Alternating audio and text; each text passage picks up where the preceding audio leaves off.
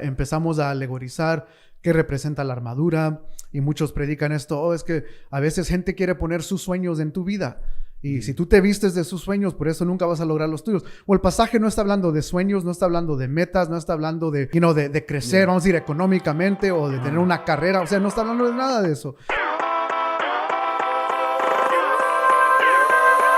Hemos mencionado anteriormente exposición bíblica o predicadores que enseñan la palabra de manera expositiva. Sí. Entonces, al definir eso, tiene muchas connotaciones. Unas personas jamás la han escuchado, otras personas la han escuchado y tienen como reserva o no lo entienden o dicen, bueno, ese es solamente un estilo o una manera más para predicar. Yep. Y lo que me recuerdo mucho en la palabra de Dios, especialmente en el Antiguo Testamento, porque obviamente uno quiere tener un patrón bíblico hasta cierto nivel y lo vemos mucho en el Nuevo Testamento, pero en el patrón del Antiguo Testamento a veces no relacionamos el predicador, el expositor en el Antiguo Testamento, excepto los profetas que reciben la palabra directa de Dios y luego se la dan al pueblo. Sí. Pero me fascina un pasaje en Nehemías, especialmente en el capítulo 8, que nos da una mirada a un tiempo donde el pueblo de Dios está regresando para la reconstrucción del templo, la reconstrucción de los muros. Y mientras que todo eso se está haciendo, hay un despertar y una hambre del Señor porque llaman a Esdras que venga y lea la ley, la palabra de Dios. Y me fascina porque en el capítulo 8 hay una parte donde Esdras, literalmente el versículo 4 dice, Esdras se sube sobre una plataforma de madera. Un estrado de madera y empieza a enseñar. Y me fascina cómo la dinámica del todo el capítulo 8, la gente empieza a querer más, explícanos más. De hecho, algunos empiezan a llorar y Esdras dice, no tienen que llorar. Este es un tiempo de gozo, estamos enseñando la palabra de Dios. Otra vez, cosa que por mucho tiempo ellos no la habían escuchado. Y eso me da un inicio o una introducción en el Antiguo Testamento a lo que un pastor expositor hace en su más básico nivel, ¿no? Sí. Abre la palabra de Dios y se la expone a la gente.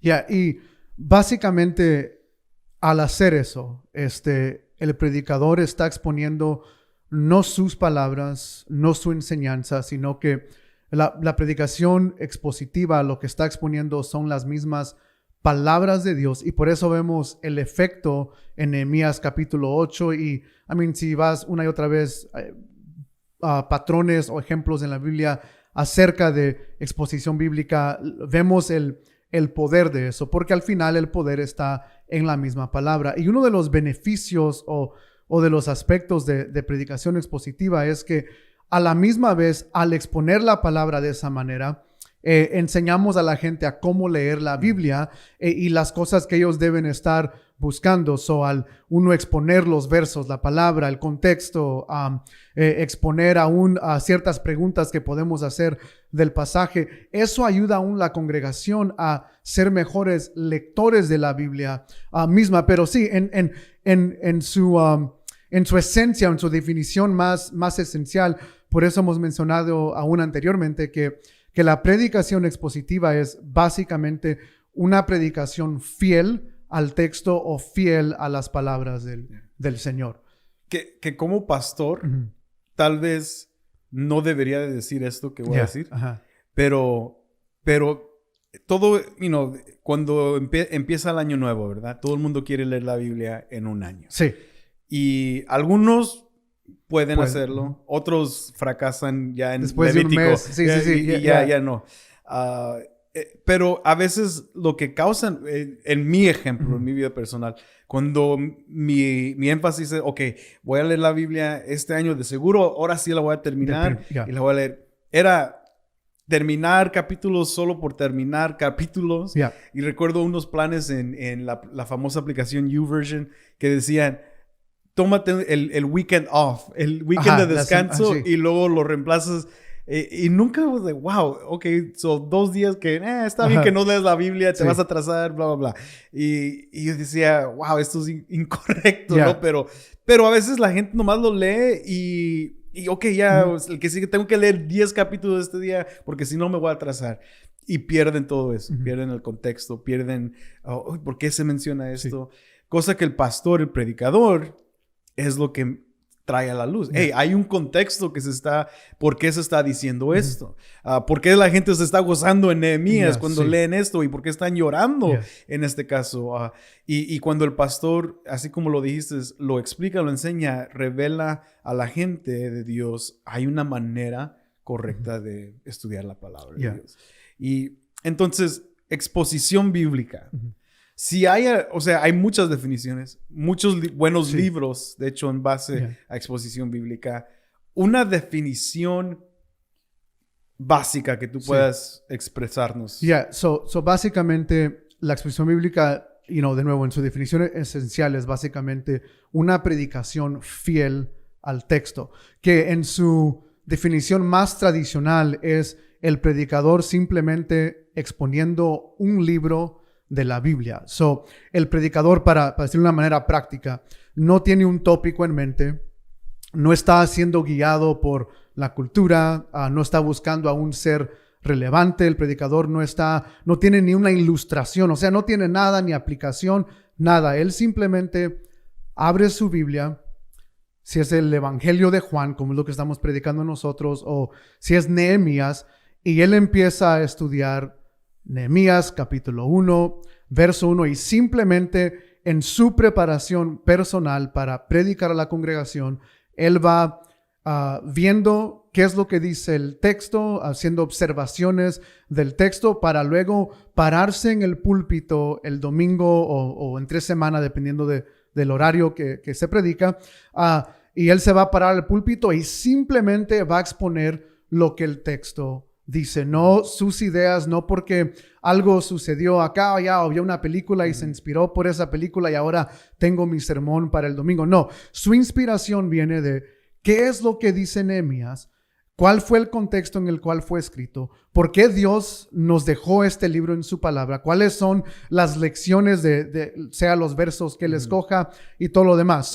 Pero ese es el punto de vista del predicador. No tiene nada en mente. Simplemente mi deber es exponer fielmente el texto como está presentado. De nuevo, digo de una definición más histórica, vamos a decir más común, ese es el aspecto. Porque también la predicación expositiva puede ser temática, pero tal vez ahorita definimos un poco más otros tipos de predicaciones. Pero la predicación expositiva puede ser temática. Por ejemplo, si estamos hablando del matrimonio, yo no voy a ir I don't know, whatever.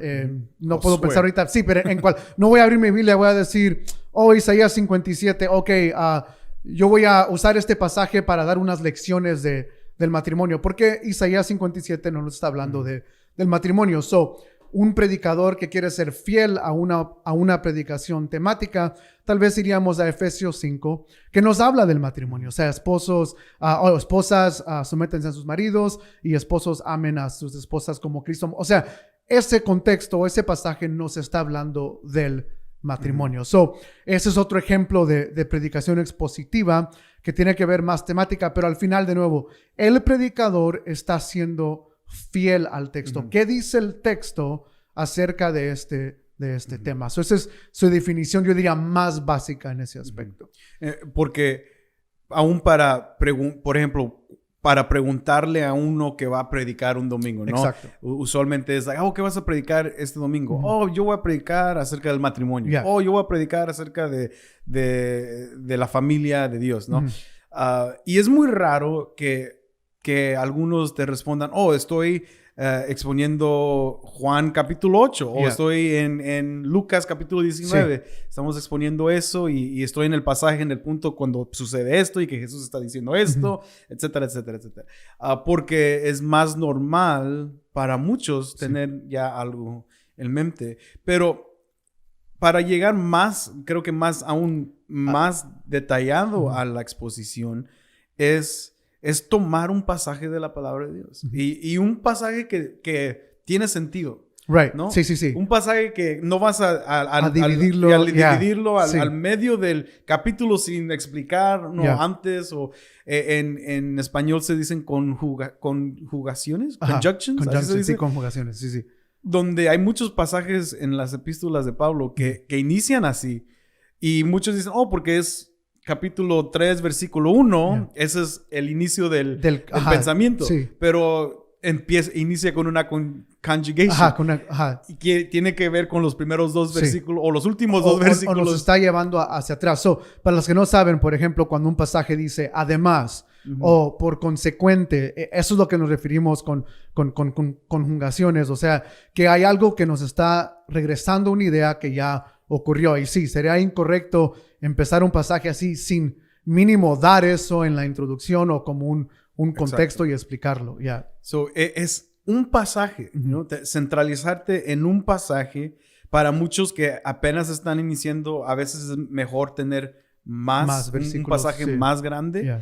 Para ya gente avanzada o que ha estado haciendo esto por muchos años, ya definir o centralizar en 4 versículos es lo suficiente, a veces porque tienen aspectos teológicos, hay palabras claves que uno tiene que definir, a veces hay conceptos históricos que se tienen que desarrollar, que 3, 4 versículos sería lo suficiente. Conceptos doctrinales. Para esos temas. So, es importante que la gente empiece a entender que una exposición bíblica tiene que ver con una parte, una porción de la palabra de Dios. Eso es lo importante para entender, pero a la misma vez hay algo que no es exposición. O sea, hay muchos que dicen enseñar expositivamente, pero que no es exposición. Porque por eso a veces algunos dicen, yo estoy predicando expositivamente porque estoy yendo verso por verso. El problema es que no están explicando lo que el verso en sí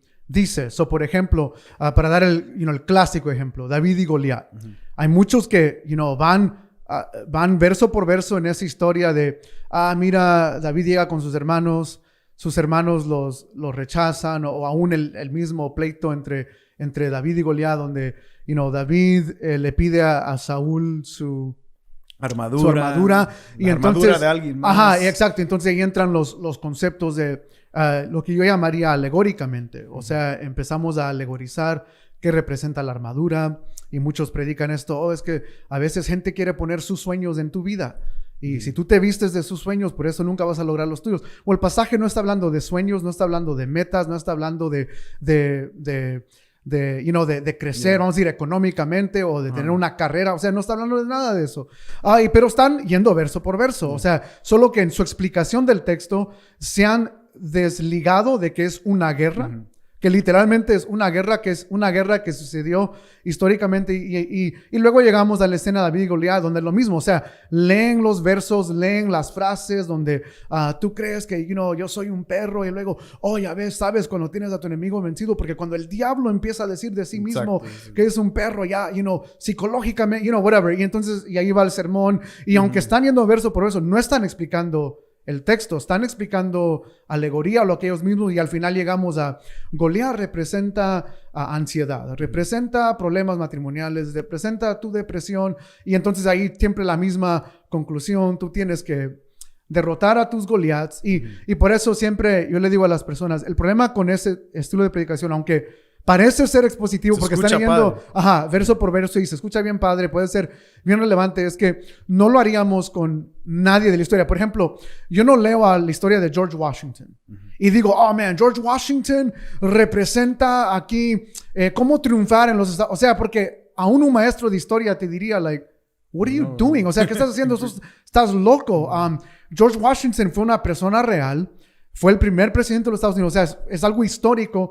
Pero a la misma vez queremos hacer eso con personajes bíblicos o aún con lugares geográficos como el Mar Rojo. ¿Has cruzado tu Mar Rojo?